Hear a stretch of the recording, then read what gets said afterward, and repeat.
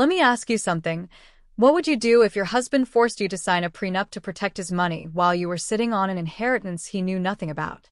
Would you tell him? Would you walk away? Or would you do what I did? Because I'm not gonna lie to you, what happened next changed both of our lives forever. And I'd do it again. Hey, beautiful souls. Welcome back to the channel. If you're new here, I'm so glad you found the story. Drop a comment and let me know where you're watching from. Are you team tell him immediately, or team let him find out the hard way? And hey, if you haven't subscribed yet, hit that button now because trust me, you're gonna want to see how this ends. Maya sat at the marble kitchen island, the one Adrian insisted they buy because successful people have marble, staring at a legal document that might as well have been written in his arrogance. The prenup was 23 pages of reasons why she'd get nothing if their marriage ended. Her coffee had gone cold an hour ago. Her hands were steady, but her heart was racing. Not from fear. From the secret burning in her phone that was face down next to me, still displaying the email with the subject line, Estate Settlement, Final Amount, $2 million. The morning light cut through the floor-to-ceiling windows Adrian had installed last year, another status symbol he couldn't resist. Maya could hear the faint hum of the refrigerator, the kind that cost more than her parents made in 6 months. Everything in this house was a statement. Everything except her. She picked up the prenup again, flipping through pages filled with legal jargon that all translated to the same thing. Adrian's assets would remain Adrian's assets. Her contributions to the marriage, for years of supporting his business, entertaining his clients, playing the perfect wife, were worth exactly nothing in black and white. The irony almost made her laugh. Adrian walked in wearing his golf clothes, whistling some tune she didn't recognize. He didn't ask if she'd read it. Didn't ask how she felt. He just slid a pen across the marble and said, "Be smart about this, Maya. You don't want to end up like my mom, divorced and desperate." Maya looked up at him. His face held that expression she'd come to know too well over the past year. The one that said he was doing her a favor, that she should be grateful he was even giving her the option to stay married to him. His polo shirt was pressed perfectly, his hair gelled just right. Everything about Adrian Ripley screamed control. She picked up the pen. Adrian smiled, the kind of smile that didn't reach his eyes. "That's my girl. I knew you'd understand. This is just protection, you know? For both of us. Keeps things clean." Clean. As if their marriage was a business transaction that might get messy if not properly documented. Maya signed her name on the designated line, each letter feeling heavier than the last. Adrian watched her, arms crossed, that satisfied smirk playing at the corners of his mouth. He thought he'd won something. Thought he'd secured his precious assets from the working-class girl who'd somehow convinced him to marry her. If only he knew. "See?" Adrian said, taking the document and flipping through to make sure every page was signed. "That wasn't so hard. Now we can relax and enjoy being married without all that messy what-if stuff hanging over us." Maya set the pen down carefully. Right. Without the messy stuff. Adrian checked his watch, the new Rolex he'd bought himself last month to celebrate closing a real estate deal. "I've got a tea time in 20. Don't wait up for dinner. I'll probably grab something with the guys after." He kissed the top of her head like she was a child, grabbed his keys, and headed for the door. "Oh, and can you pick up my dry cleaning?" "The ticket's on the counter." The door closed behind him. The house fell silent except for the ticking of the grandfather clock in the hallway, another expensive piece Adrian had insisted they needed. Maya sat there for a long moment, listening to the silence, feeling it press against her skin. Then she reached for her phone, flipping it face up to look at the email again. Estate Settlement, Final Amount, $2 million. The email had arrived yesterday morning, just hours before Adrian had presented her with the prenup. She'd been scrambling to get ready for work when her phone buzzed with a message from an attorney she'd never heard of. Vivian Hartley's estate. Her Aunt Vivian, the one she'd met exactly twice in her entire life. Maya had almost deleted it, thinking it was spam, but something made her open it. And then she'd had to sit down on the bathroom floor, reading and rereading the words until they felt real. "Your Aunt Vivian passed away 3 months ago. As her sole surviving relative and named beneficiary, you are entitled to her entire estate, valued at approximately $2 million. $2 million. Maya had called the attorney from her car during lunch break, hands shaking so badly she could barely hold the phone. It was real. It was all real. Aunt Vivian, the reclusive artist she barely remembered, had left her everything. And Adrian had no idea. Before we dive deeper, if you're new here, hi love. I'm glad you made it. Go ahead and hit that subscribe button so you don't miss stories that touch the heart. Maya stood up from the island, the prenup still sitting where Adrian had left it after confirming her signature. She walked to the window, looking out at the manicured lawn, the three-car garage, the neighborhood where every house looked like it came from the same catalog of wealth. She'd been so grateful when Adrian chose her. Grateful for the lifestyle upgrade. Grateful that someone with money and status had looked at a high school art teacher from a working-class family and decided she was worth keeping. She'd spent 4 years molding herself into what he wanted, painting less and less, making herself smaller and smaller until she almost forgot what it felt like to take up space. But now, standing in this house that had never felt like home, with a prenup that declared her worthless and a secret that made her wealthy, Maya made a choice. She picked up the pen Adrian had left behind. And in that moment, she decided this would either destroy her marriage or reveal what it really was. She had a feeling she already knew the answer. Maya had always been the grateful one. That's what Adrian's friends called her at dinner parties. Adrian's grateful wife. They'd say it with a smile like it was a compliment, and she'd smile back because that's what grateful people did. She was 32 years old, a high school art teacher who spent her days trying to convince teenagers that creativity mattered in a world obsessed with standardized tests and college applications. Adrian called it her hobby job. When people asked what she did, he'd answer for her. Maya teaches art.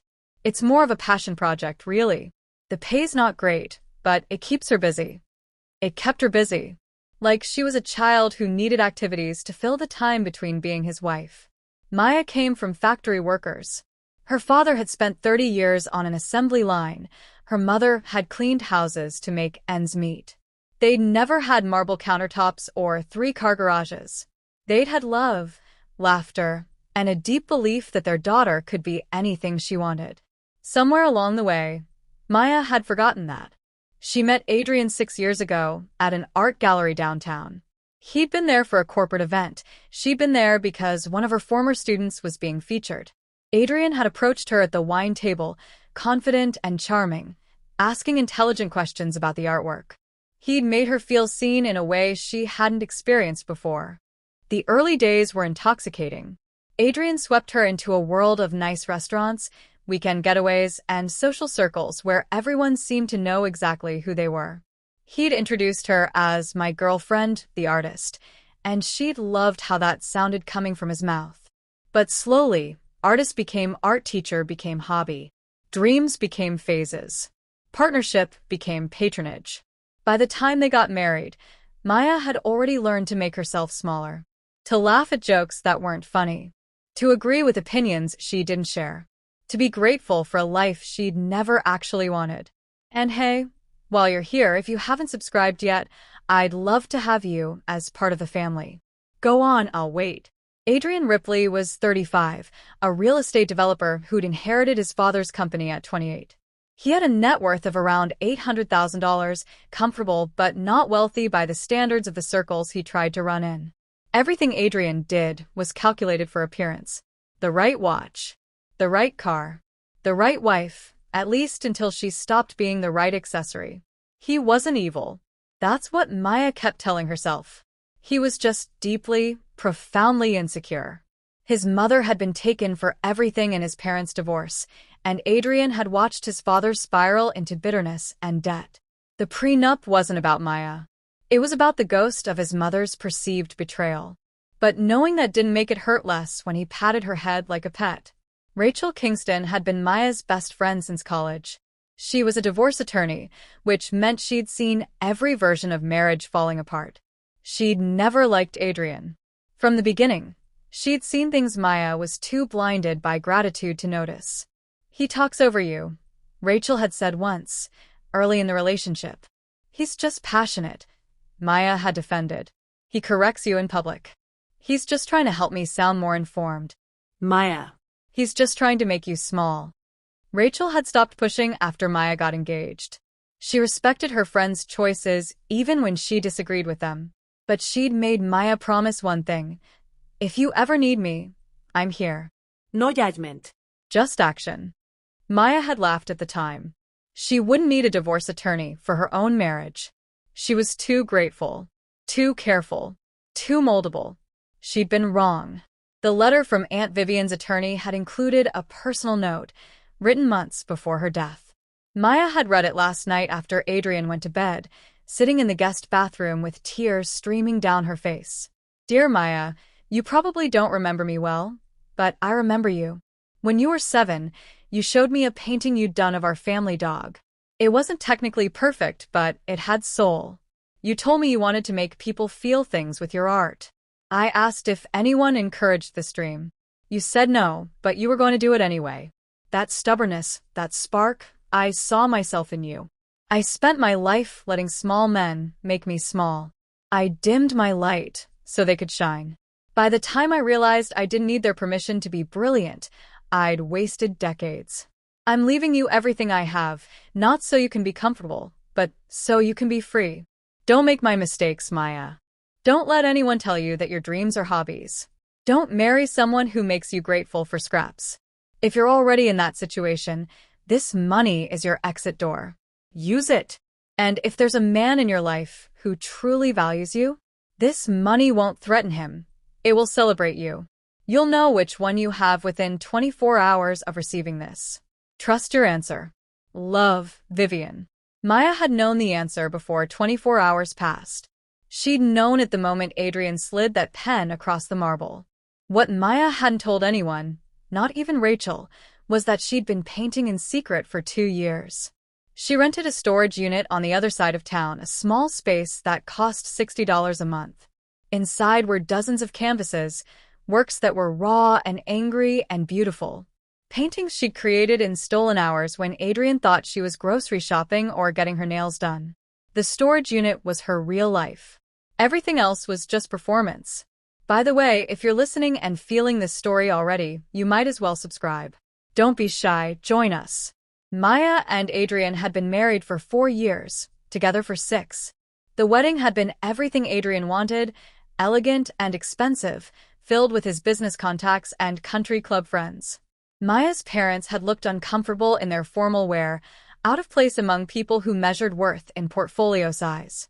Her father had pulled her aside before the ceremony. You sure about this, honey? I love him, Dad. Her father had nodded slowly.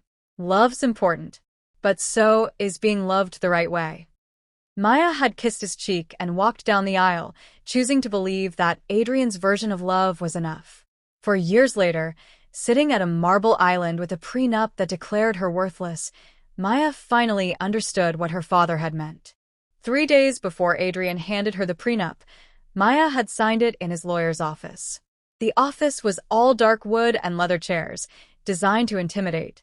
Adrian's attorney, a man named Robert Sterling with silver hair and a practiced smile, had walked her through each section with the efficiency of someone who'd done this 1,000 times. This clause protects Mr. Ripley's business assets. This one addresses real property. This section covers investment accounts. And here, Mrs. Ripley, is where you acknowledge that you bring no significant assets to the marriage. Maya had stared at that line. No significant assets. As if her 4 years of partnership, of supporting Adrian's business, of playing hostess to his clients, of sacrificing her own dreams, added up to nothing significant. Do you have any questions? Sterling had asked.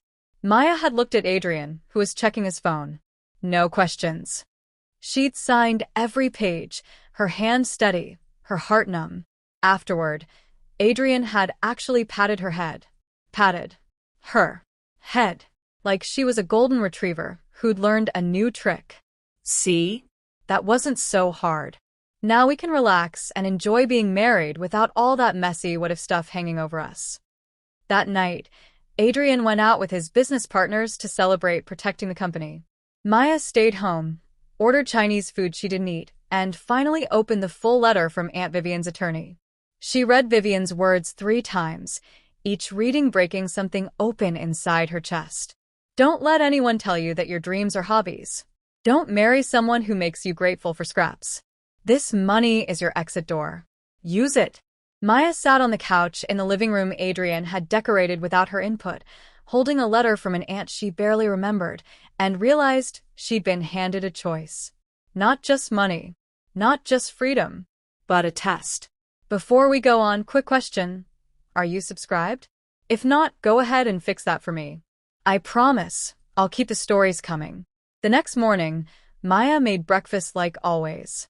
Adrian came down in his running clothes, grabbed a protein shake from the fridge, and started scrolling through emails on his iPad. I've been thinking, Maya said, keeping her voice casual, about maybe taking a leave of absence from teaching, pursuing art full-time for a year, seeing if I could make something of it.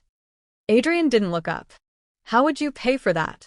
I thought maybe we could. Maya. He finally glanced at her, his expression patient in the way you be patient with a confused child. I'm not funding another one of your phases. The prenup is signed. You're on your own financially now for your little hobbies. Maya's jaw tightened. My little hobbies. You know what I mean. Art supplies, studio time, whatever else you think you need. That's on you now. We have separate finances for a reason. Right. Separate finances.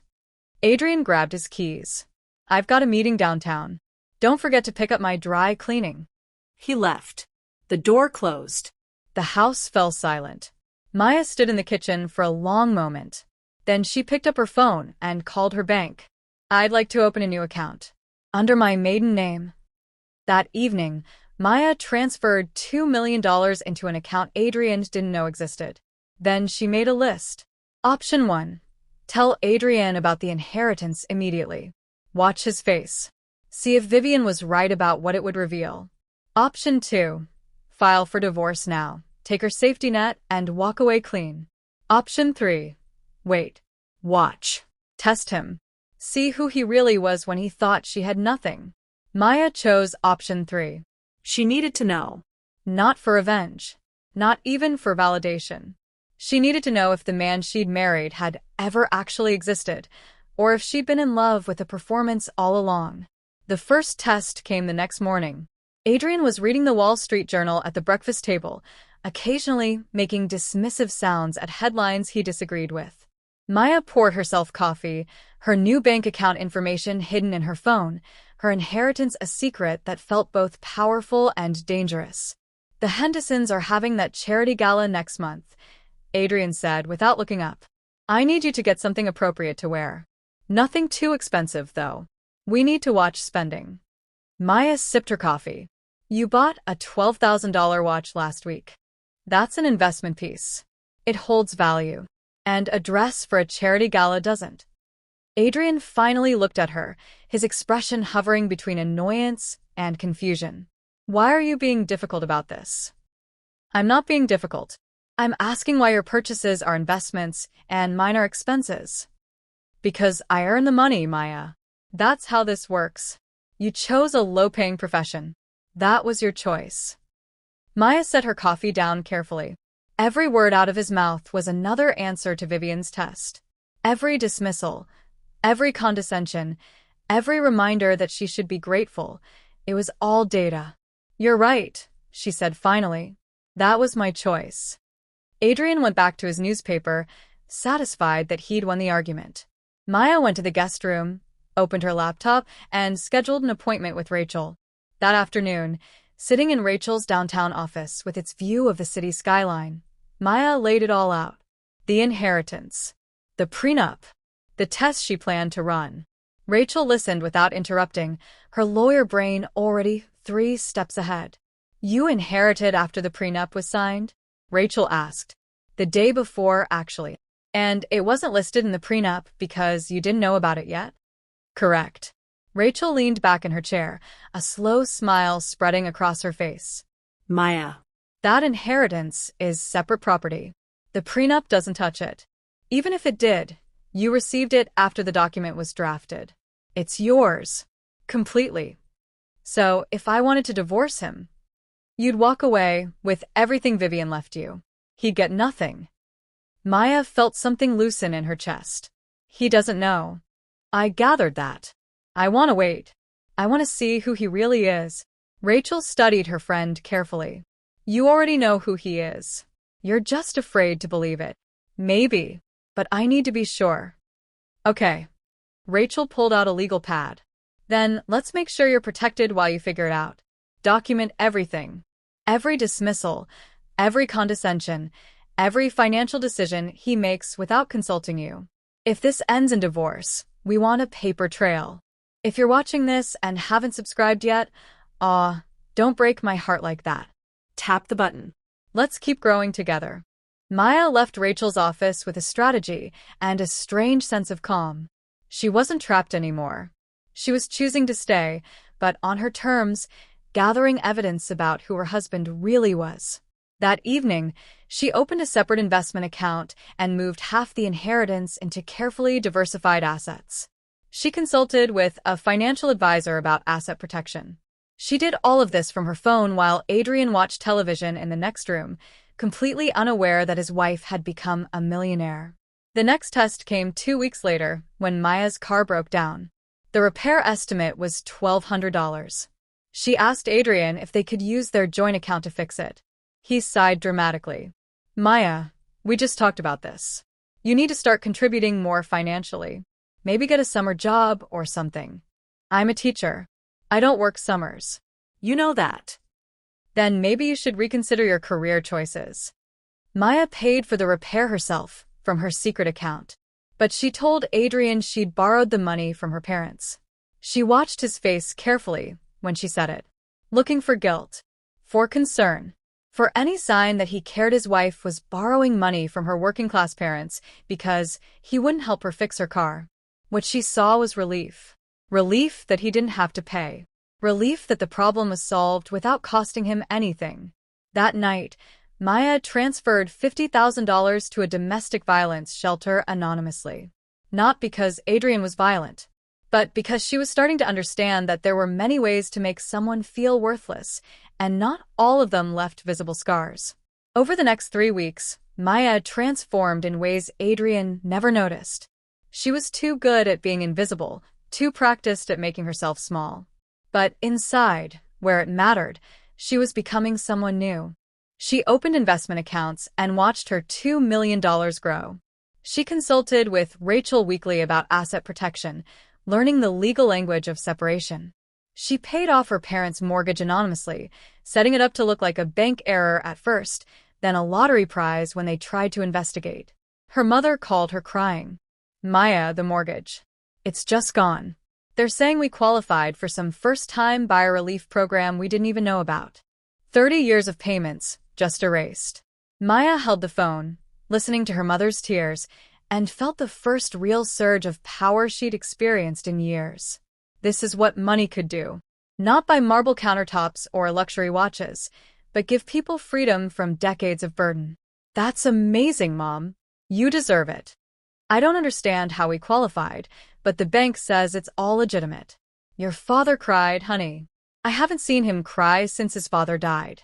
After they hung up, Maya sat in her car in the grocery store parking lot and wept. Not from sadness. From the realization that she'd just given her parents more financial relief than Adrian had ever considered giving her in 4 years of marriage. Settle in, get comfortable, and if you haven't subscribed yet, go ahead and do that. You're safe here. The storage unit became Maya's sanctuary. But now, with actual money to invest in her art, she did something bold. She bought the entire building. The owner was retiring, willing to sell for $800,000. Maya paid cash. Suddenly, she wasn't just renting space for $60 a month. She was her own landlord. The building had 12 units, all rented to other artists and small businesses. It generated $4,800 a month in passive income. Adrian had no idea his wife owned property. Maya started painting with a fury she'd suppressed for years. Bold pieces. Angry pieces. Pieces that screamed everything she couldn't say out loud. A painting of hands signing documents, the signature bleeding off the page. A woman made of marble, cracking from the inside out. A prenup torn into pieces and reassembled as wings. She joined the Collective, a prestigious art group downtown that charged a $10,000 annual membership fee. It was where serious artists went to be seen, to network, to show work. Maya had looked at their website for years, knowing she could never afford it. Now she could. She paid the fee without blinking. That's where she met Ethan Bourne. He was standing in front of a sculpture made entirely of recycled metal, studying it with an intensity that made Maya pause. He was tall, maybe 6'1", with dark hair starting to gray at the temples and hands that were covered in clay dust. There was something immediate about him, something present in a way Adrian had never been. "It's angry," Maya said, approaching the sculpture. Ethan turned to her, and she saw eyes that actually focused when they looked at her. Angry? Whoever made this was furious when they created it. Look at the way the metal is bent. That's not careful shaping. That's rage. A slow smile crossed his face. "I made it." Maya felt her face flush. Oh. "I'm sorry, I didn't mean." "Don't apologize. You're right. I was furious." He extended a clay-covered hand, then thought better of it. "Ethan Bourne. I own the gallery on 5th Street. Maya Ripley. I teach art at Roosevelt High. And you paint." Something in the way he asked made it sound like a real question, not small talk. "Yes." "What kind of work?" Maya hesitated. Adrian always changed the subject when she talked about her art. "Mixed media. Mostly abstract." "It's probably not very good." "Why do you say that?" What? "Why did you immediately diminish your own work?" Maya blinked. No one had ever asked her that before. "I don't know. Habit. Break it." Ethan's voice was gentle but firm. "Life's too short to make yourself small for other people's comfort." Before Maya could respond, her phone buzzed. A text from Adrian. "Where are you? Need you home. Client dinner tonight." "I have to go," Maya said. "Wait." Ethan pulled out a business card. "If you ever want to show me your work, I'd love to see it. Really see it, not the version you've been taught to apologize for." Maya took the card, feeling the weight of possibility in her pocket all the way home. That night's client dinner was exactly what Maya had grown to expect. She wore the dress Adrian approved of, made conversation with people who didn't care what she thought, and smiled while Adrian told stories that made him the hero of every narrative. "Maya's an art teacher," Adrian said when someone asked what she did. "It's more of a hobby, really, but it makes her happy." Across the table, a woman named Jennifer raised an eyebrow. "Teaching isn't a hobby. It's a profession." Adrian waved his hand dismissively. "Sure, technically. But let's be honest, teaching art isn't exactly a career path. It's something you do while you figure out what you really want to do." Maya set her wine glass down carefully. Every test was revealing more.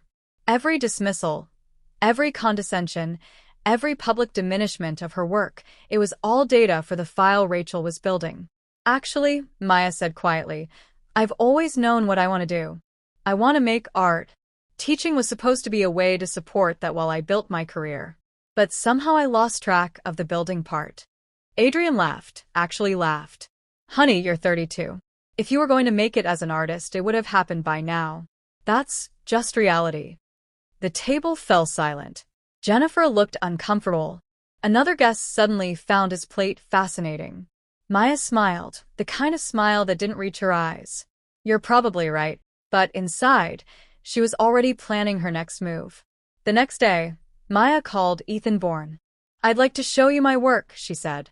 "If the offer still stands." "It does." When? "Tomorrow? I have a storage unit where I keep everything." "I'll be there." Maya gave him the address, then spent the rest of the day terrified. What if her work really was just a hobby? What if Adrian was right, and she'd wasted years on a dream that was never going to materialize? But then she remembered Aunt Vivian's letter. "I dimmed my light so they could shine." No more dimming. Ethan arrived at the storage building at 2 in the afternoon. Maya unlocked her unit, suddenly aware of how vulnerable this felt. These paintings were her real self, The parts of her she'd kept hidden even from herself. These are just experiments, she started to say, then stopped herself. No, sorry. These are my paintings. Ethan stepped inside the unit, and his entire demeanor changed. He moved from piece to piece slowly, carefully, his eyes taking in every detail. Maya watched him, trying to read his expression. After 10 minutes of silence, he turned to her. Maya. This is extraordinary. It's really not, she caught herself. Thank you. How long have you been hiding this? 2 years. 2 years. Ethan shook his head. Who told you to hide it? No one told me to. It felt safer. Safer than what? Safer than being told it wasn't good enough. Ethan looked at her for a long moment. It's more than good enough. This is quit your day job, and let me launch your career-level work. How long have you been hiding this? Maya felt tears threatening. Too long. I want to give you a solo exhibition, Ethan said. Prime slot. September. 4 months away. We need to prepare, frame everything properly, do a marketing push. It'll require about $15,000 of investment for framing, marketing, opening night expenses. I can front some of it, but I'll cover it, Maya said. Too quickly. Ethan looked at her carefully. Maya, if money is an issue. It's not. She met his eyes. I promise you, money is the one thing I have. Something shifted in Ethan's expression. Curiosity, maybe. Or recognition. Okay then. Let's do this. They spend the next hour discussing logistics. Which pieces to include. Themes. Pricing. Every word out of Ethan's mouth treated her like a professional artist, not someone playing at creativity. When he left, Maya sat in her storage unit surrounded by her secret life and realized something profound. She'd been testing Adrian to see if he was worth staying with. But what she'd actually been doing was testing herself to see if she was brave enough to leave. The answer was becoming clearer every day. Before we continue, can I ask a tiny favor? Hit that subscribe button. It means more than you know. A week later, the tests continued. Adrian's mother came to visit. Eleanor Ripley was everything Maya had learned to fear. Cold, calculating, and fiercely protective of her son's assets. She'd been taken to the cleaners in her divorce, or so the story went, and she'd raised Adrian to never let a woman do the same to him. Over dinner at an expensive restaurant Adrian chose, Eleanor made her position clear. Well, at least Adrian was smart this time. That prenup means you can't take him for everything like his father's second wife tried to do. Adrian laughed. Actually laughed. He didn't defend Maya. Didn't correct the implication that Maya had married him for money. Just laughed like his mother had made a clever observation. Maya excused herself to the bathroom. She locked herself in a stall, pulled out her phone, and transferred $50,000 to a women's shelter. In Eleanor's name. The donation receipt would arrive at their house in 3 weeks. She wasn't being petty. She was making a point. Every bit of condescension, every assumption that she was a gold digger, every moment they treated her as less than, she was turning it into something that helped women escape situations exactly like hers. When she returned to the table, Eleanor was telling a story about a friend's daughter who'd married well. She's smart, Eleanor said. Knows her place. Doesn't try to act like she's on her husband's level financially. That's the key to a happy marriage, Maya. Know your place. Maya smiled sweetly. I'm learning mine every day. Adrian's behavior escalated as the weeks passed. He started making comments about Maya letting herself go. Suggested she invest in herself more, meaning expensive beauty treatments that she should pay for with money she didn't have. He bought himself a new luxury watch but told Maya they needed to cut back on household spending. And he started working late. More and more often. Maya noticed the perfume first. A scent that wasn't hers, clinging to his collar. Then lipstick, a shade she'd never worn. She didn't confront him. She documented everything. Photos. Dates. Times. Text messages that said he was at the office when location services showed him somewhere else. Rachel was teaching her to think like a divorce attorney. Every piece of evidence was another nail in the prenup's coffin. But there were still moments, brief and painful, where Adrian was the man she'd fallen in love with. A genuine laugh at something she said. A tender moment when his mother called with news about her health. These moments made Maya doubt herself. Am I overreacting? She asked Rachel over coffee one afternoon. Is the prenup really that bad? Should I just tell him about the money and see if it changes things? Rachel set her cup down carefully. You're testing him because you already know the answer. You're just afraid to accept it. What answer? That he never valued you. That this marriage has always been about what you could provide him, not who you actually are. The prenup didn't change anything, Maya. It just made visible what was always true. Maya stared at her coffee, watching the cream swirl in patterns that reminded her of her paintings. I used to think I was lucky he chose me. And now I think I'm lucky I chose myself. That night, Maya went home to an empty house. Adrian was working late again, which meant he was with whoever was leaving perfume on his collar.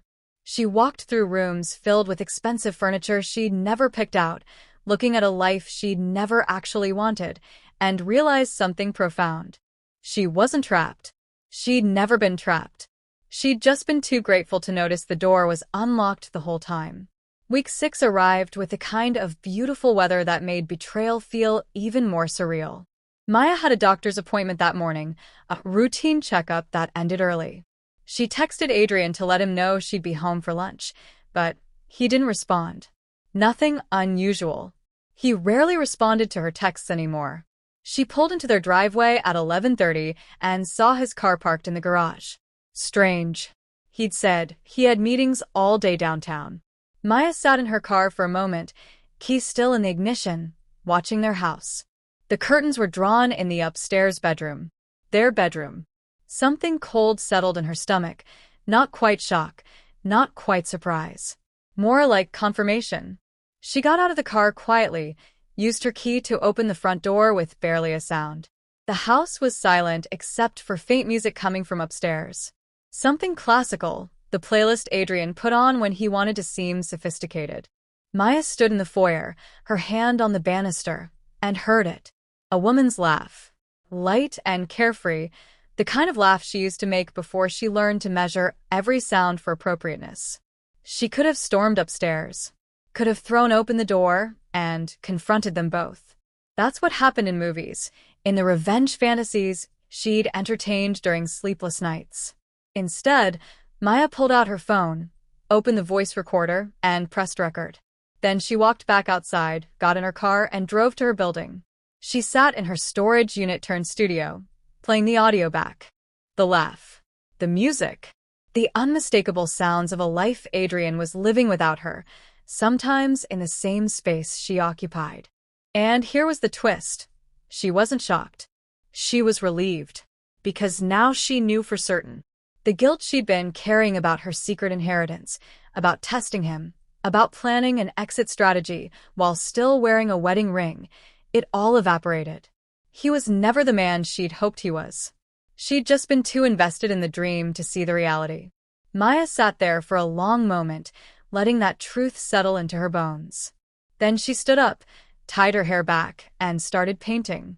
6 hours later, she had created something extraordinary. A massive canvas, 4 feet by 6 feet, titled The Prenup. It showed a woman made of legal documents, her body composed of clauses and signatures, slowly dissolving into color and light. The top half was all black and white text, rigid and controlled. The bottom half was an explosion of crimson and gold, wild and free. It was angry. It was beautiful. It was every feeling she'd suppressed for 4 years. Maya? She turned to find Ethan standing in the doorway of her unit, holding 2 coffees and looking at the canvas with an expression she couldn't quite read. I texted, he said softly. You didn't respond. I got worried. Maya realized she'd been crying. She wiped at her face, surprised to find tears. Sorry. Lost track of time. Ethan set the coffees down and approached the painting slowly. He stood there for a full minute just looking. Maya, he finally said, this is extraordinary. This is quit your day job and let me launch your career-level work. How long have you been hiding this? Too long. He turned to face her. What happened today? Why do you think something happened? Because this painting is different from the others. The others are angry but controlled. This one is permission. Maya felt something crack open in her chest. Permission? To stop hiding. To stop making yourself small. To stop pretending that making other people comfortable is more important than taking up space. Ethan took a step closer. What happened, Maya? I think my marriage just ended. I just haven't told my husband yet. Ethan nodded slowly, like this made perfect sense. The exhibition. Let's move the timeline up. Not September. June. 8 weeks from now. That's not enough time to. It's enough time. We'll make it work. But here's what you need to invest. $15,000 for framing, marketing, opening night. I can front some of it, but I'll cover it, Maya said, and this time there was no hesitation in her voice. Ethan looked at her carefully. Maya, if money is an issue, it's not. She met his eyes. I promise you, money is the one thing I have. Something passed between them in that moment. Understanding, maybe?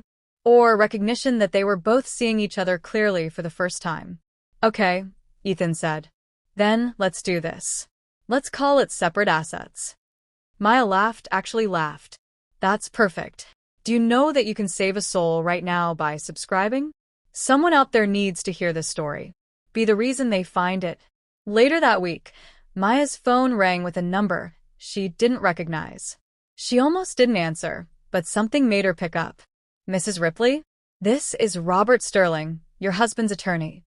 Maya's stomach tightened. Yes, I'm calling about a small issue with the prenuptial agreement you signed. It seems there was a clerical error. The witness signatures on page 18 aren't properly dated, which could potentially invalidate the entire document in court. Maya sat down slowly. I see. It's just a formality, but we'd like you to come in and re-sign a corrected version, just to make sure everything is airtight. Would next Tuesday work for you?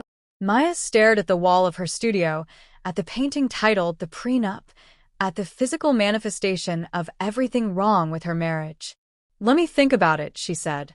I'll call you back. Mrs. Ripley, this is really just a technicality. It won't change anything about the agreement. Just make sure it's legally sound. I understand. I'll call you back. She hung up before he could say more.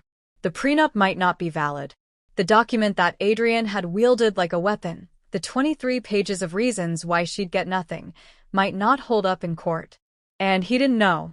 Maya sat there, phone in hand, power thrumming through her veins. She could re-sign it, make his protection real. Or she could let it stay broken, let him think he was safe when he wasn't. But here's what Maya realized. It didn't matter. The prenup had never been about legal protection. It had been about power, about control, about Adrian making sure she knew her place. Her inheritance, received after the prenup was signed, was separate property regardless. The document was irrelevant except as a symbol of everything Adrian believed about her worth. She wasn't going to re-sign it, but she wasn't going to tell him about the error either. Let him feel safe. Let him think the prenup protected him.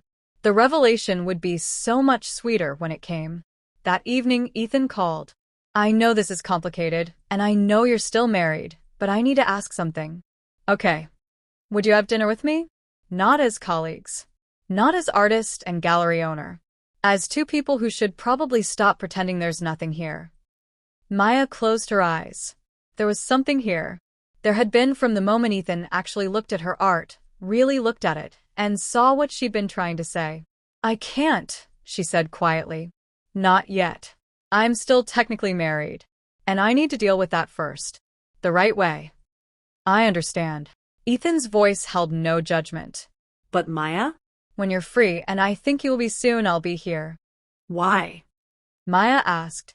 Why would you wait for someone you barely know? Because in 2 weeks, you've shown me more of who you really are than most people show in 2 years. And who you really are is extraordinary. After they hung up, Maya sat in the growing darkness of her studio and let herself imagine it. A life where someone saw her completely and didn't ask her to be smaller. A life where her dreams weren't hobbies and her art wasn't a phase. A life where love felt easy instead of like a test she was constantly failing. It was possible. It was right there, waiting on the other side of one difficult conversation. Maya picked up her phone and texted Rachel, "I'm ready. Draw up the divorce papers." Rachel's response came immediately, finally. "Come by tomorrow. We'll make it official." That night, Maya made her decision. She was filing for divorce. But not until after she'd executed one final test. One last confirmation that she was making the right choice. She was going to ask Adrian for help with her dream. She was going to tell him about the exhibition, about needing $15,000, about this opportunity to finally do what she'd always wanted. And she already knew what he would say. Maya waited until Adrian was home, settled, comfortable. He was on the couch with his laptop, reviewing contracts or pretending to while he texted someone who made him smile in ways Maya hadn't seen in years. "Adrian," she said, sitting down across from him. "I need to talk to you about something important." He glanced up, already impatient. "Can it wait? I'm in the middle of something. It'll just take a minute." Adrian sighed, the kind of sigh that said her minute was already an inconvenience. Fine. "What is it?"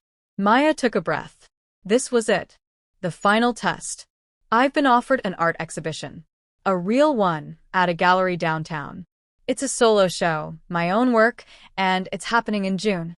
Adrian's expression shifted from impatience to surprise. "An exhibition? How did that happen?" "I've been working on my art more seriously. Someone saw my work and offered me the space." Huh. Adrian set his laptop aside, and for a moment, Maya saw something that might have been pride. "That's actually pretty cool. I didn't know you were still doing that." "I never stopped." "So, what's involved?" "Just hanging some paintings." "It's more than that. There's framing, professional photography, marketing, and opening night event. The whole thing requires about $15,000 of investment." The shift in Adrian's face was immediate and absolute. Pride vanished, replaced by the expression Maya had come to know so well. Patronizing. Dismissive. Already calculating how to say no without seeming like the bad guy. $15,000. He laughed, short and sharp. "For what? To hang some paintings in a coffee shop?" "It's not a coffee shop.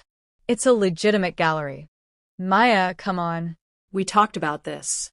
Your art is a hobby. I'm not investing in a fantasy. But you just spent $12,000 on a watch last month. That's different. That holds value. That's an investment. And my dreams aren't." Adrian stood up, pacing now, his frustration building. "You're being emotional. Look, if you want to do this little art thing, save up for it yourself. Get a summer job. Sell some pieces at a farmer's market or something. But I'm not funding it. The prenup is signed, Maya." "We have separate finances for a reason." There it was. The prenup. The trump card. The reminder that she was on her own, that his money was his and her dreams were her problem. "It's my dream, Adrian. I've never asked you for anything like this. Just this once. And I'm saying no."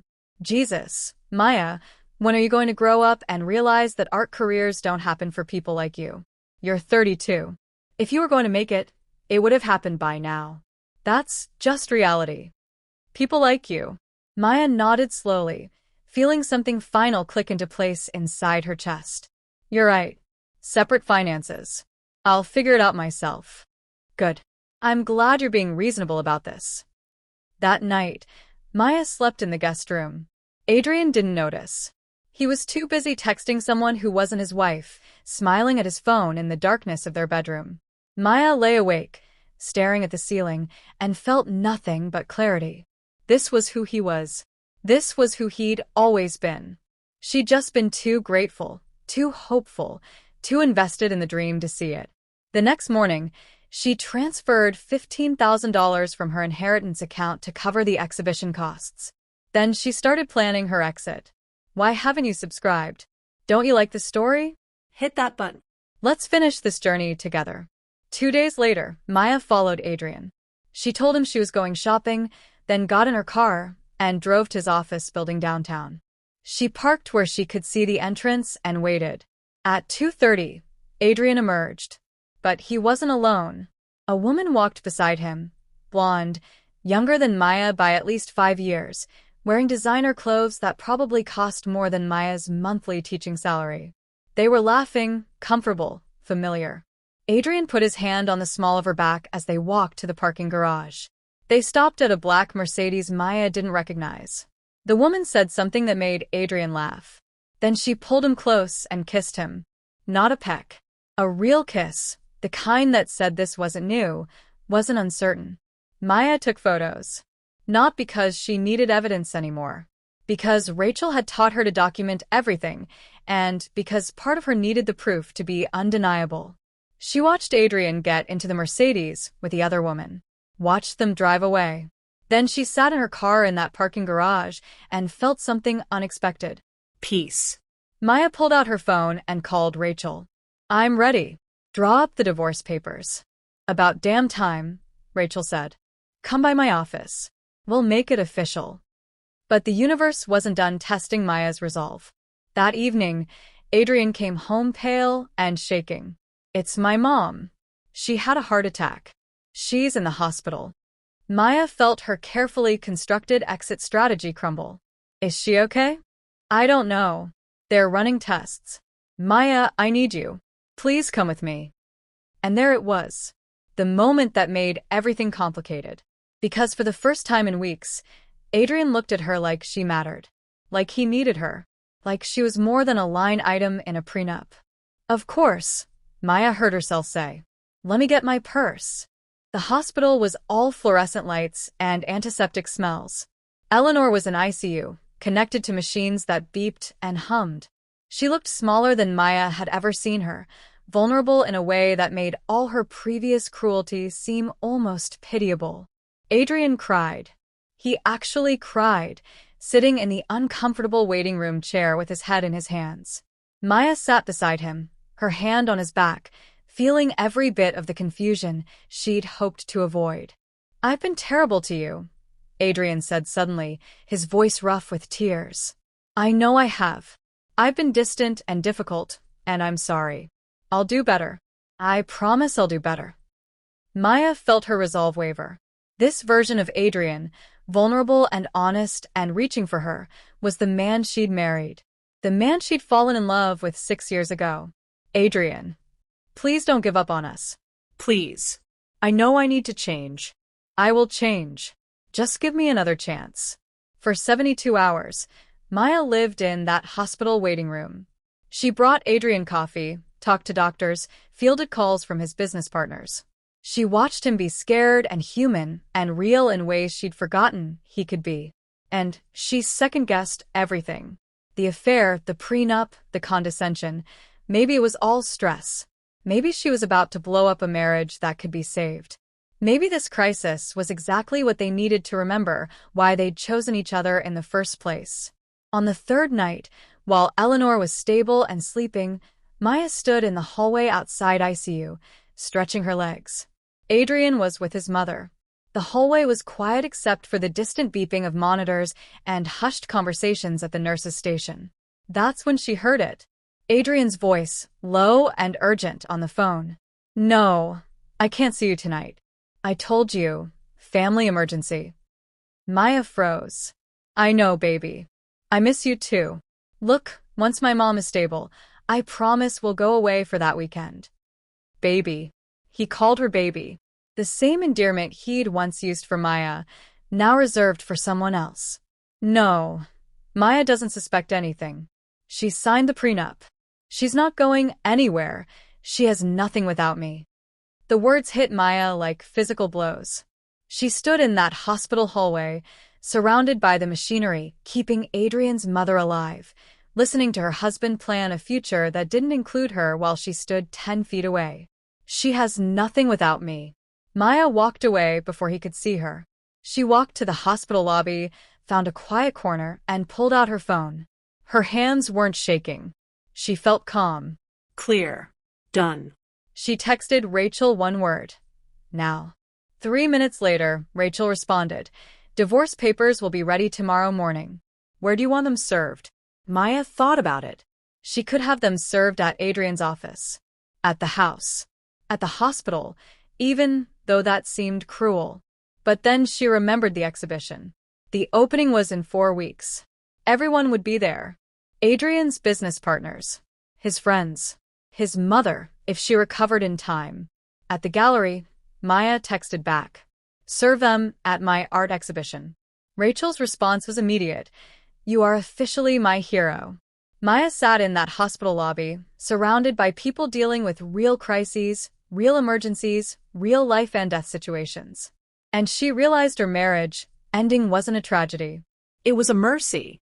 She went back upstairs, back to the waiting room where Adrian sat with his head in his hands, the picture of a devoted son. She looked at him and felt nothing but distance. I'm going home, Maya said quietly. You should stay with your mom. I'll come back in the morning. Adrian looked up, surprised. You don't have to go. I need you here. I know. But I need to go home. She left before he could argue. Drove home through empty streets at 2 a.m, let herself into the house that had never felt like home, and started packing. Maya stood in Adrian's home office, looking at the marble desk he'd insisted they buy, the expensive chair, the diplomas framed on the wall. Everything in this room was designed to impress, to intimidate, to remind anyone who entered that Adrian Ripley was someone important. For the first time, Maya didn't feel small in this space. She pulled out her phone and texted Ethan, the exhibition. I'm in, and I want to call it separate assets. His response came immediately, perfect. Let's change the world. Then she sat down at Adrian's desk and made a list. Not of grievances or evidence or reasons why. Just a simple list of what came next. 1. Meet with Rachel and finalize divorce strategy. 2. Finish preparing artwork for exhibition. 3.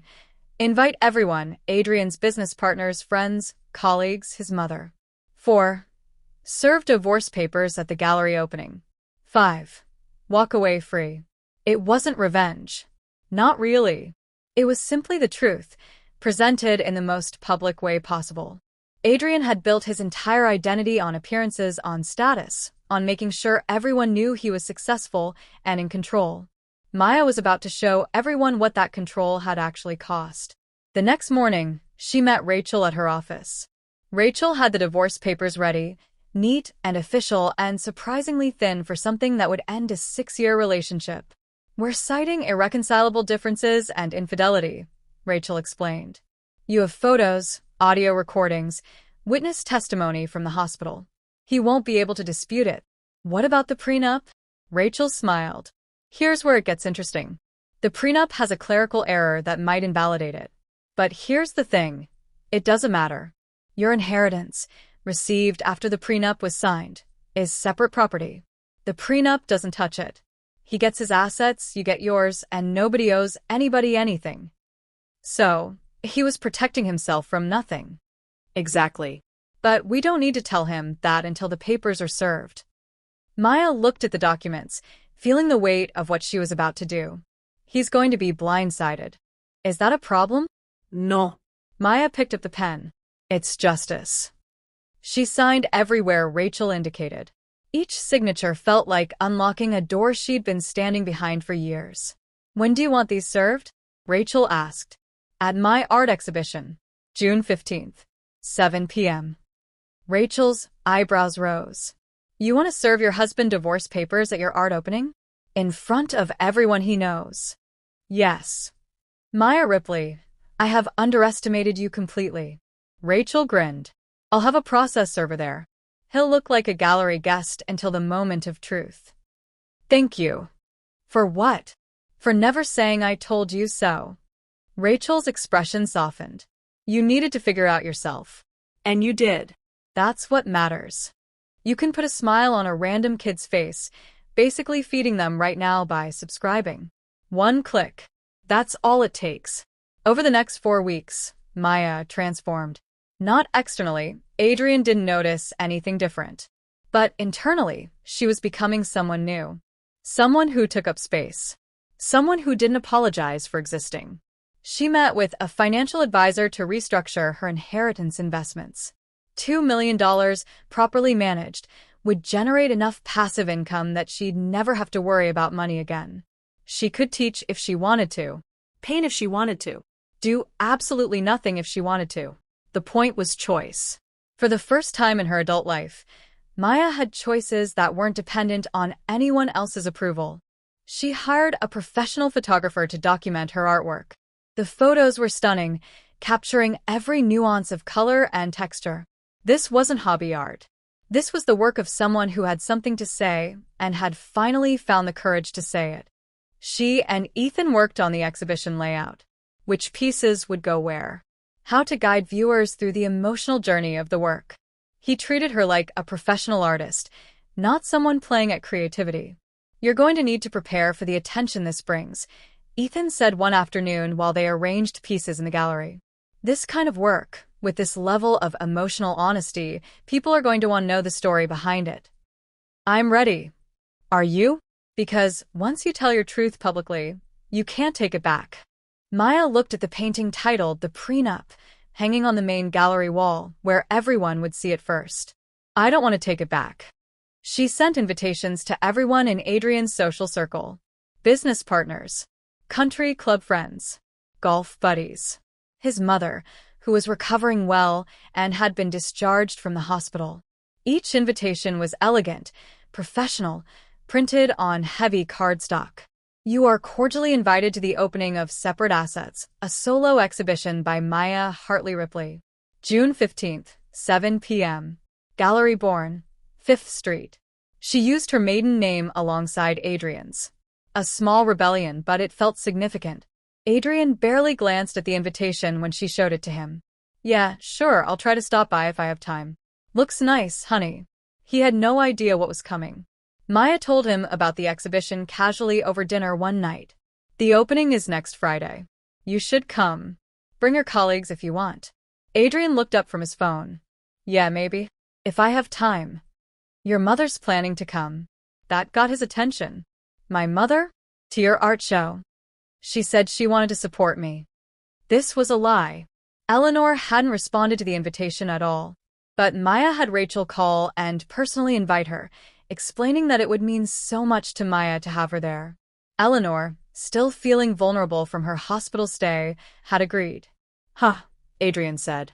"Okay, then I'll definitely be there." Of course he would. Not to support Maya, but to maintain appearances in front of his mother. The week before the exhibition, Maya moved most of her belongings out of the house. She did it while Adrian was at work, packing up her clothes, her books, her personal items. She left behind everything Adrian had bought her, everything that was meant to make her grateful. She rented a small apartment across town, nothing fancy, just a one-bedroom with good light and space for a small studio. It cost $800 a month, which was nothing compared to what she'd been living in, but it felt like freedom. Adrian didn't notice her things were gone. He didn't notice much about Maya anymore. The night before the exhibition, Maya stood in the gallery after hours, looking at her work displayed on pristine white walls. Each painting told part of her story. The woman made of documents. The marble prison cracking open. The wings made from torn contracts. And in the center, the newest piece, finished just days ago. A portrait of a woman walking away from a burning house, her back straight, her head high, gold light streaming from her hands. She'd titled it Inheritance. Ethan found her standing there. "You ready for tomorrow?" "I think so." Second thoughts. About the divorce? No. About doing it publicly? Maya paused. Also no. He made our marriage a performance. It seems fitting that it ends as one.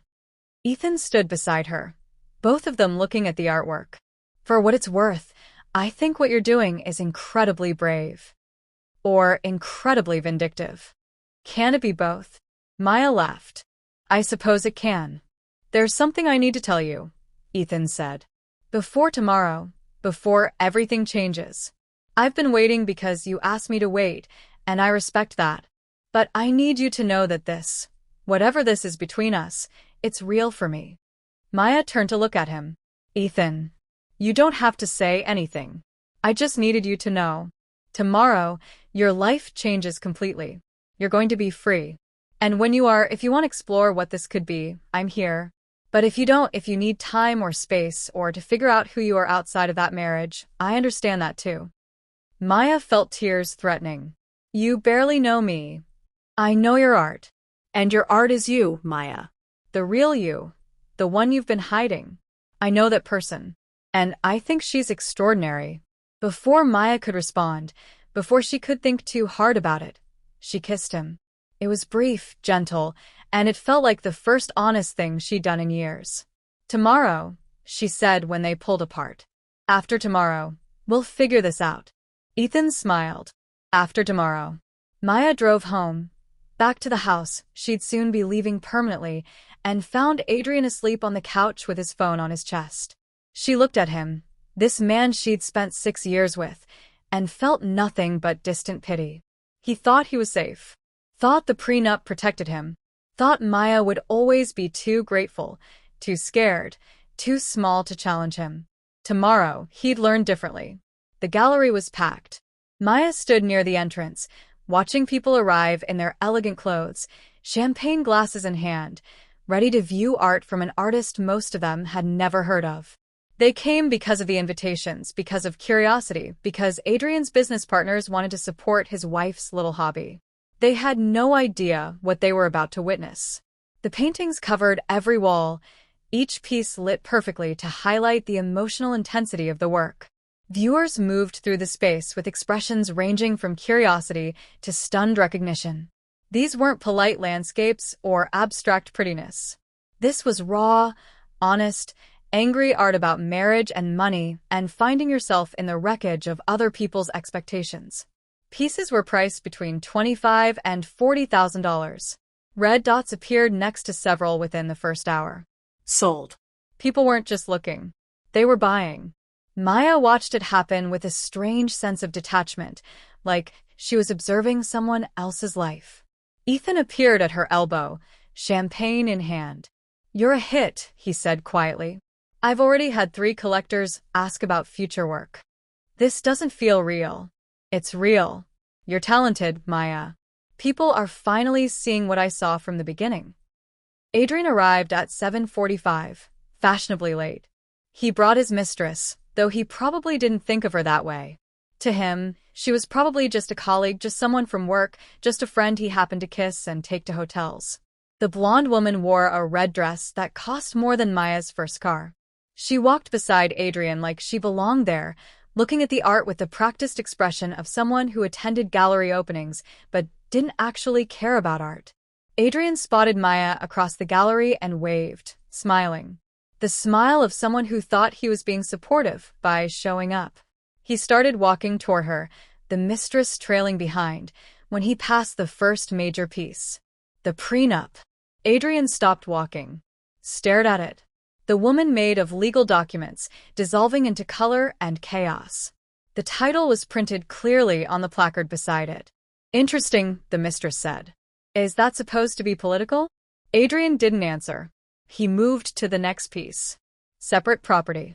Then the next. The signature. And the next. Investment value. Each title was a phrase he'd used. Each painting was a commentary on their marriage, on financial control, on making someone feel worthless, while calling it protection. Adrian's face went from confused to uncomfortable to angry. He found Maya in the crowd. Can we talk? His voice was tight. Privately? Actually, I'd prefer to do this here. Maya, these paintings.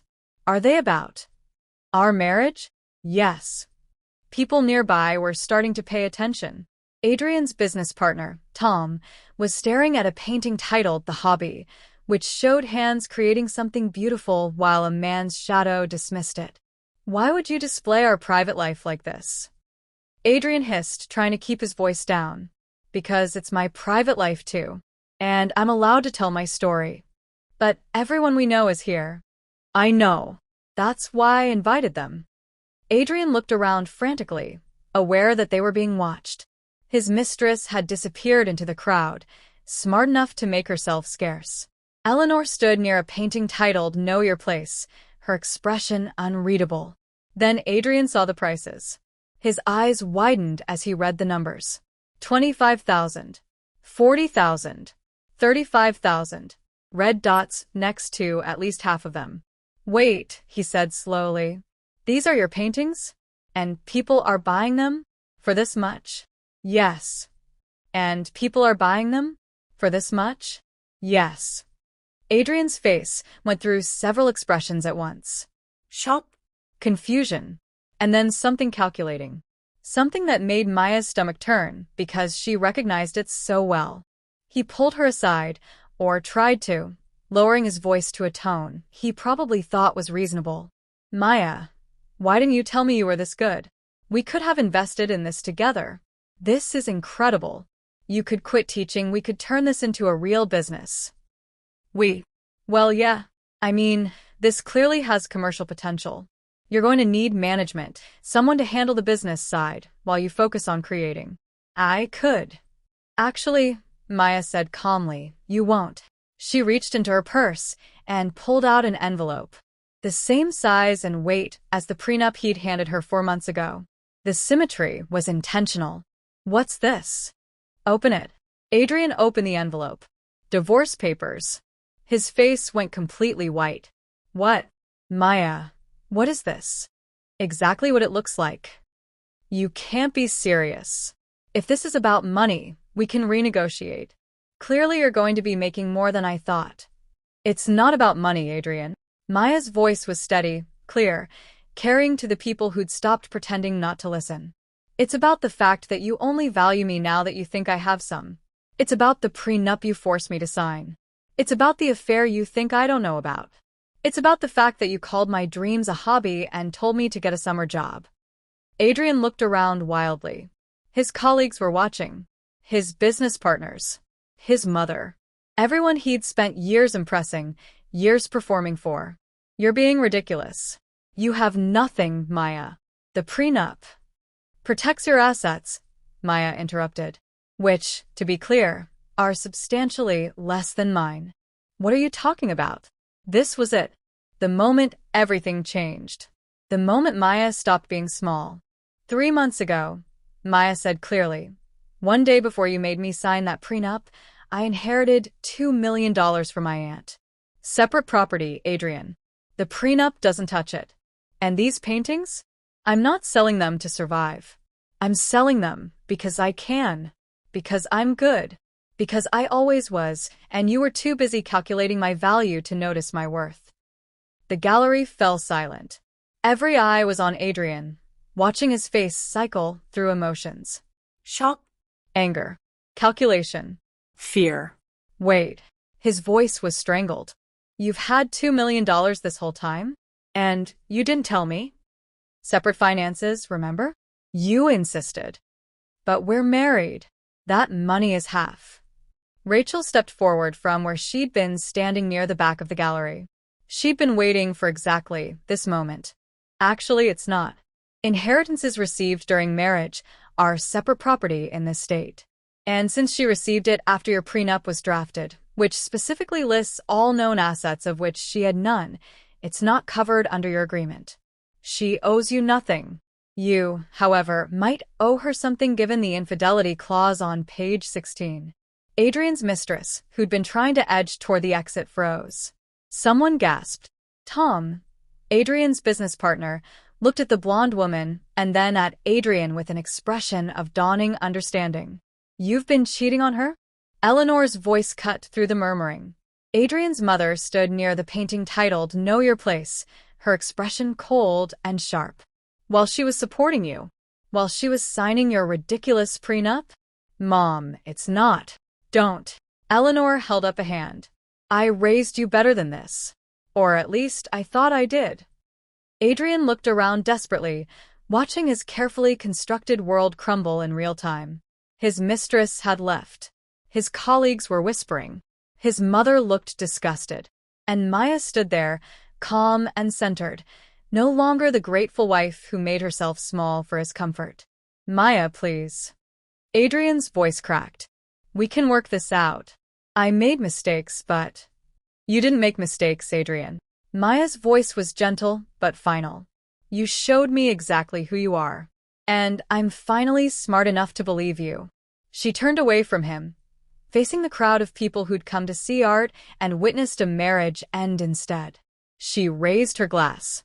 Thank you all for coming tonight. This exhibition is called Separate Assets because it's about a woman discovering that the most valuable thing she owns isn't her bank account. It's her self-respect. And that's not for sale. The gallery erupted in applause. Not polite, obligatory applause, but real appreciation. For the art. For the courage. For the truth told so publicly. Adrian stood there for another moment, surrounded by people who were no longer looking at him with respect but with judgment. Then he turned and walked out, the door closing behind him with a soft click that somehow felt louder than any slam. The blonde woman had already disappeared. Eleanor approached Maya slowly. I owe you an apology, Adrian's mother said quietly. Multiple apologies, actually. I thought you were after his money. I was wrong. It's okay. It's not. But thank you for saying so. Eleanor looked at the painting, Know Your Place. This one. How much? 40,000. Sold. Consider it my way of funding my own education. Eleanor pulled out her checkbook. I spent years teaching my son to protect himself from gold diggers. I should have taught him how to value a partner instead. After Eleanor left, after most of the crowd dispersed, after Reds marked almost every painting as sold, Maya stood in the gallery with Ethan. The space felt different now. Lighter. Like something heavy had been lifted. That was the most badass thing I've ever seen, Ethan said quietly. Maya laughed, felt tears threatening. I should feel triumphant. Why don't I feel triumphant? Because you're not vindictive. You're just free. There's a difference. He handed her a glass of champagne. For what it's worth. You didn't need the inheritance to be worth millions. You always were. Maya looked at him, at this man who'd seen her art and recognized her worth before she'd recognized it herself. What happens now? Now. Ethan smiled. Now you get to decide. What do you want, Maya? Not what you think you should want. Not what would be sensible or appropriate. What do you actually want? Maya thought about it. About the apartment she'd rented. About the foundation she wanted to start. About the paintings still waiting to be created. About the life stretching out in front of her like a blank canvas. I want to keep painting, she said finally. I want to start that foundation for women artists. I want to travel, maybe see art I've only read about. I want to have dinner with someone who actually listens when I talk. I want to wake up tomorrow and not feel grateful for scraps anymore. Then do all of that. And you? Maya asked. Where do you fit in this picture? Wherever you want me to. As your gallery owner. As your friend. As something more if and when you're ready. I'm not going anywhere, Maya. Take all the time you need. Maya set down her champagne glass and kissed him. Longer this time. Deeper. Without hesitation or guilt. When they pulled apart, she was smiling. I think I'm ready now. 6 months later, Maya stood in front of a massive canvas in her new studio, paint-covered and exhausted in the best possible way. The studio was in the building she owned, 3 times the size of her old storage unit, with floor-to-ceiling windows that flooded the space with natural light. She'd converted the entire top floor into a working space, keeping the other units rented to artists who reminded her of herself a year ago. Talented. Uncertain. Waiting for permission they didn't need. The divorce had been finalized 3 weeks after the exhibition. Adrian hadn't contested anything. How could he? The prenup he'd wielded like a weapon had turned out to be meaningless. Maya's inheritance was untouchable. His infidelity was documented. His reputation in their social circles had taken a hit he was still trying to recover from. Maya kept her $2 million. Adrian kept his $800,000 in assets and his precious prenup, protected just like he'd wanted. The irony wasn't lost on either of them. The affair became public knowledge during the proceedings. Adrian's business partners had quietly distanced themselves. Deals fell through. Contracts weren't renewed. Nothing dramatic or lawsuit-worthy, just a slow erosion of the network he'd spent years building. Turns out, people didn't like doing business with men who humiliated their wives publicly while secretly having affairs.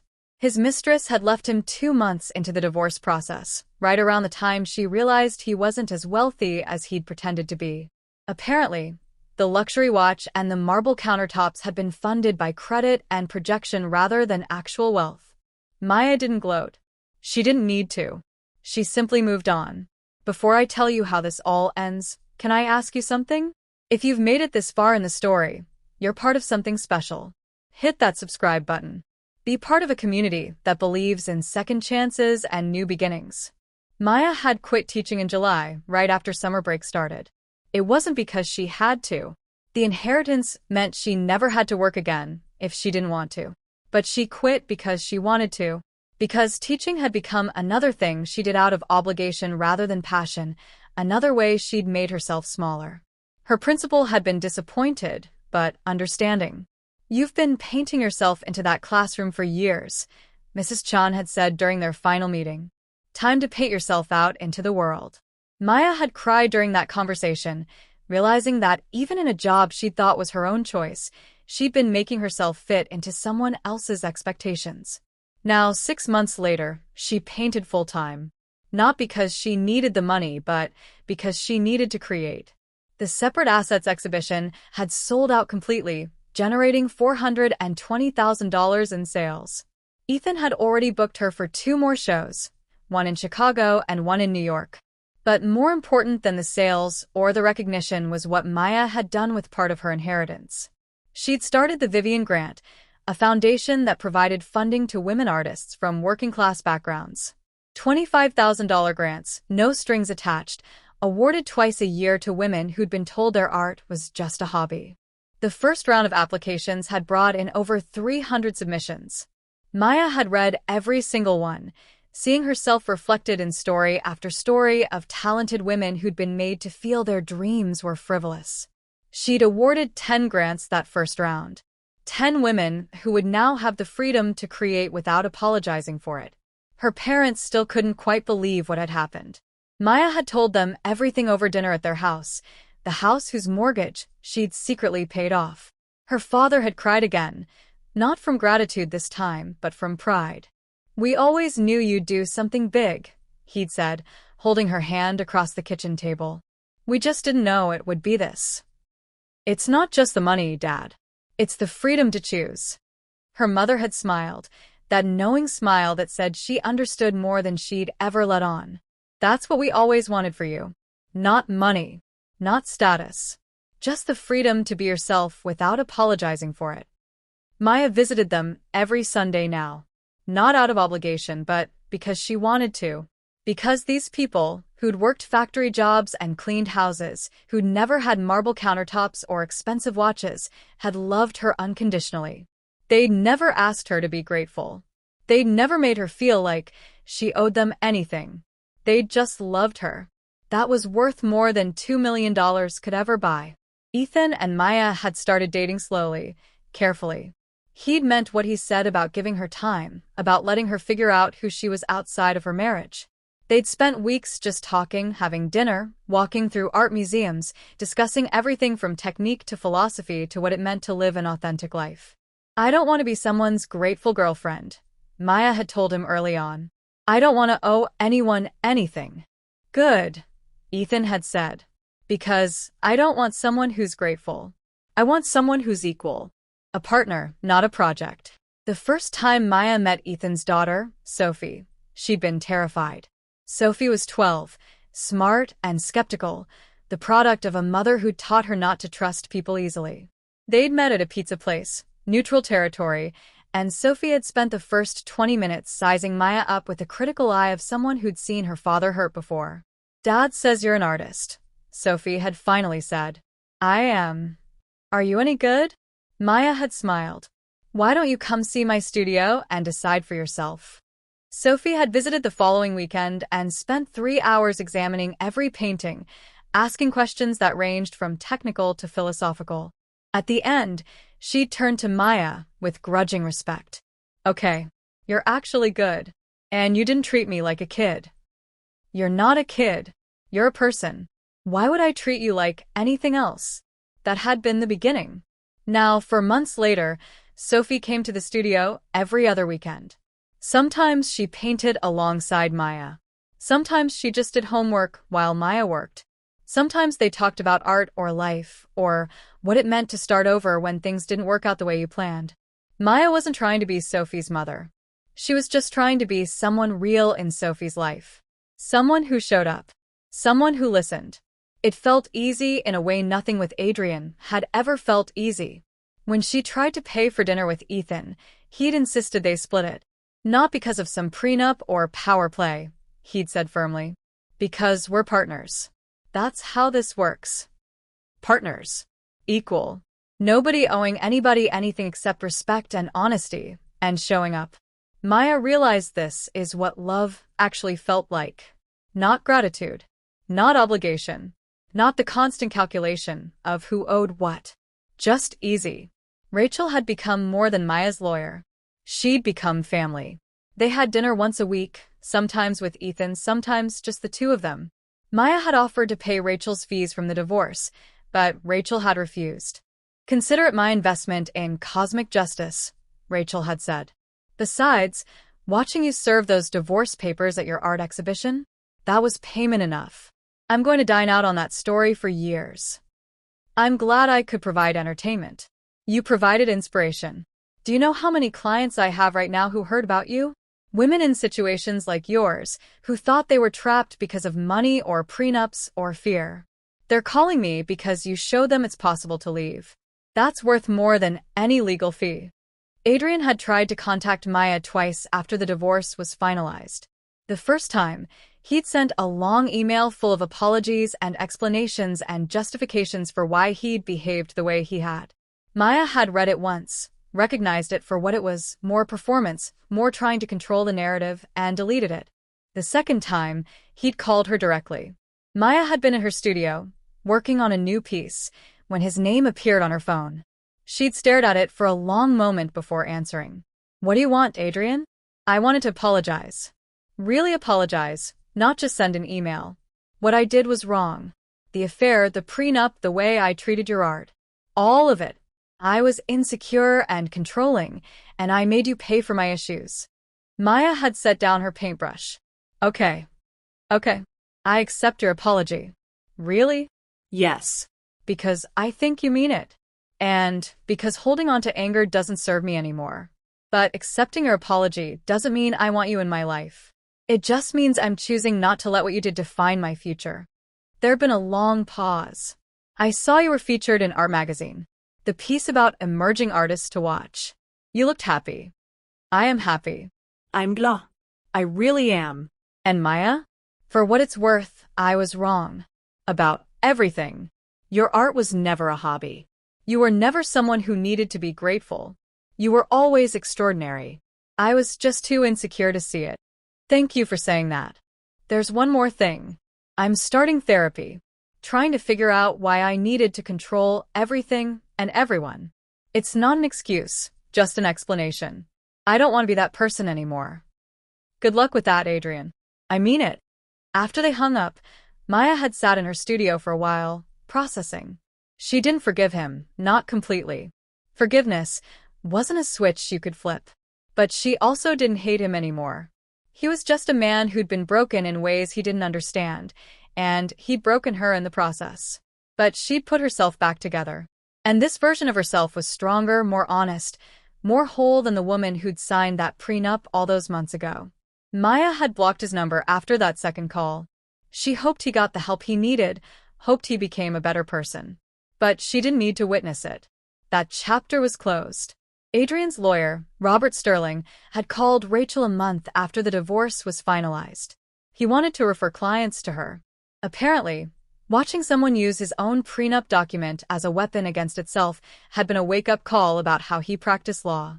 I'm rethinking my approach to prenuptial agreements, he told Rachel. Making sure both parties have independent counsel. Making sure nobody's being coerced. Your client taught me something important about the difference between protection and control. Rachel had accepted the referrals. And every time she sat down with a couple to discuss a prenup now, she told them Maya's story. Not the details, but the lesson. Any agreement meant to protect your assets that makes your partner feel worthless isn't protection. It's just cruelty dressed up as financial planning. Eleanor had surprised Maya most of all. Adrian's mother had reached out 3 months after the divorce, asking to meet for coffee. Maya had been hesitant but agreed. "I spent years teaching my son the wrong lessons," Eleanor had said over lattes at a downtown cafe. "I was so afraid he'd be taken advantage of that I taught him to treat marriage like a business transaction.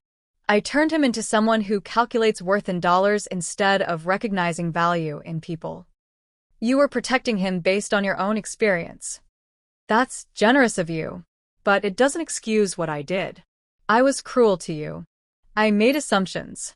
And I'm sorry." Maya had accepted the apology because it felt genuine, because Eleanor looked like a woman who'd realized too late what her fear had cost her son. "He called me last week," Eleanor had continued. "He's in therapy." Did you know that? "He mentioned it. I think he might actually be trying to change. Not for you. Not to get you back. Just to not be the person who needs a prenup to feel safe." "I hope he succeeds." Eleanor had smiled sadly. "You're kinder than I deserve. That painting I bought. Know your place? I hung it in my living room. Every time I look at it, I remember what happens when we try to keep people in boxes for our own comfort." Now, 6 months after everything fell apart and came back together, Maya stood in her studio, looking at her newest work. The painting was massive, 6 feet by 8 feet, the largest piece she'd ever created.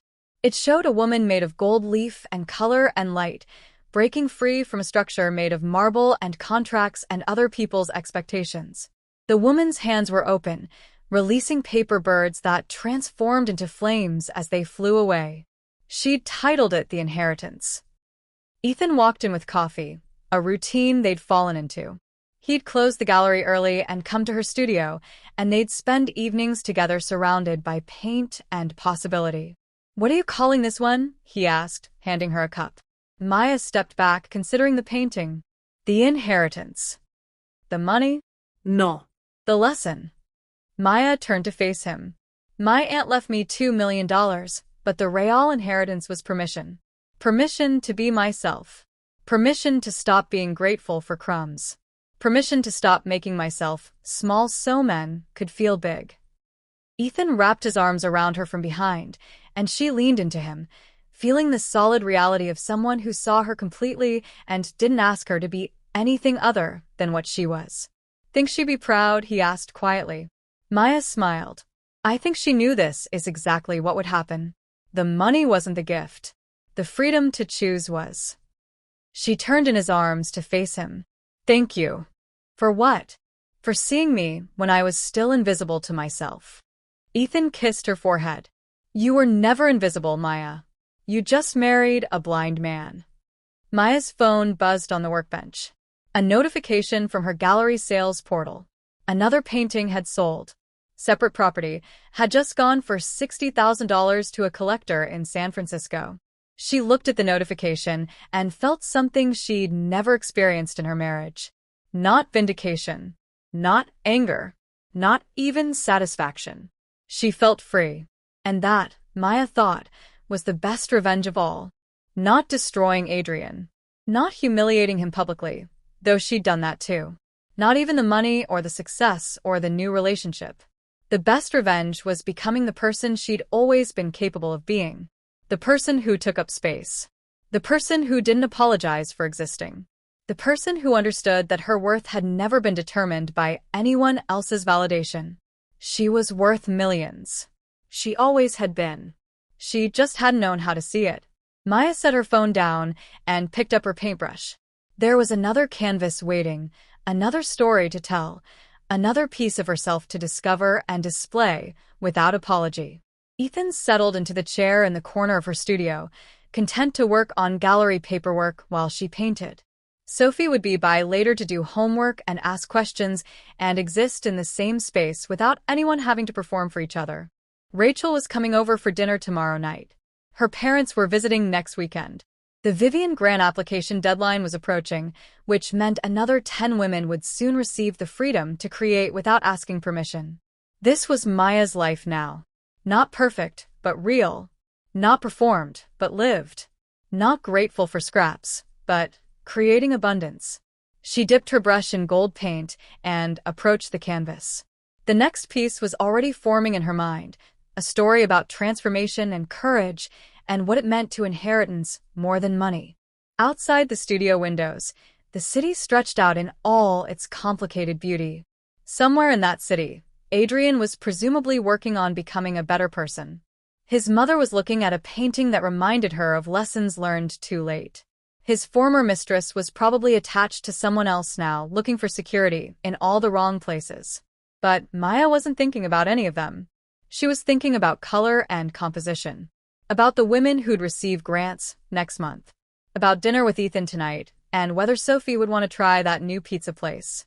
She was thinking about her life, the one she'd chosen, the one she'd built from inheritance and courage, and the radical act of believing she deserved better. The sun was setting, golden light streaming through the windows, turning everything in the studio into warm amber. Maya painted, losing herself in the work, in the moment, in the beautiful, ordinary, extraordinary freedom of being exactly who she was. If you've ever felt small in a relationship, this is your sign. You're worth more than you've been told. Subscribe for more stories about women who stopped asking for permission and started taking up space. See you in the next one. 6 months ago, Maya had sat at a marble kitchen island, signing a prenup that declared her worthless, holding a secret that would change everything. She'd thought she was testing her husband to see if he was worth staying with. But what she'd actually been doing was testing herself to see if she was brave enough to leave. The answer had been yes.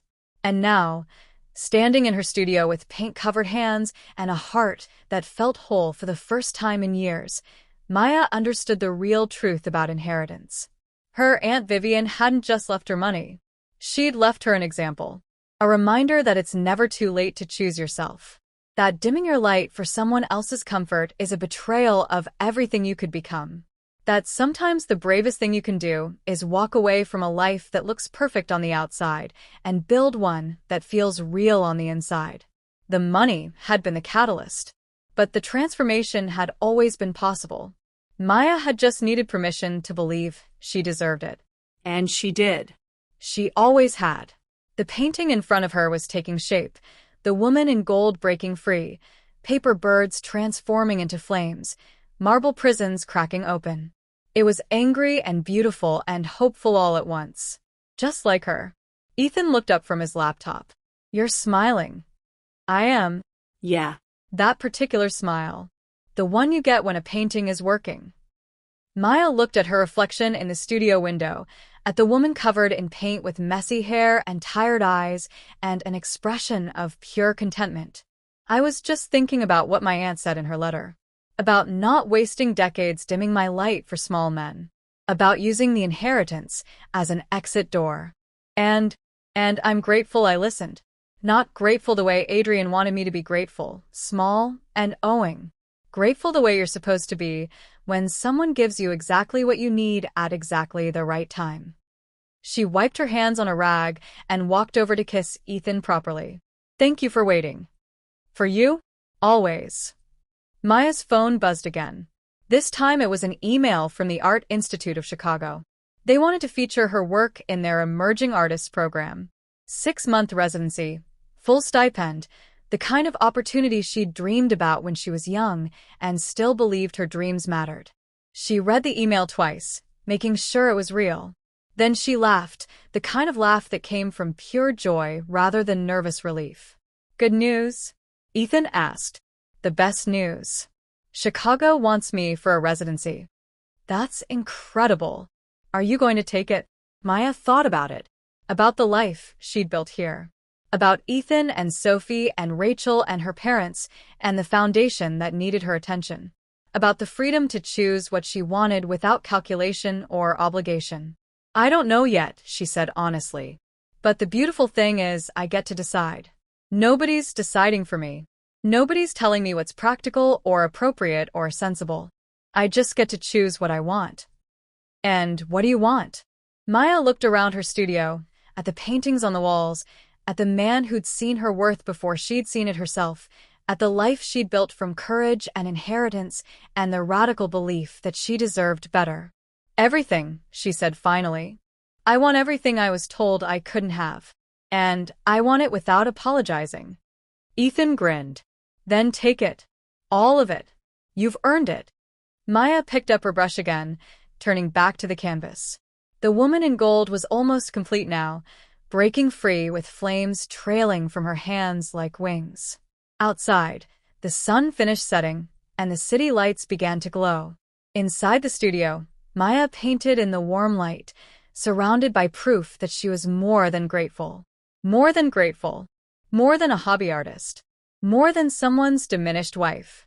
She was extraordinary. She always had been. And now, finally, she believed it. Sometimes the person who walked away simply made space for the life you deserved all along. The end.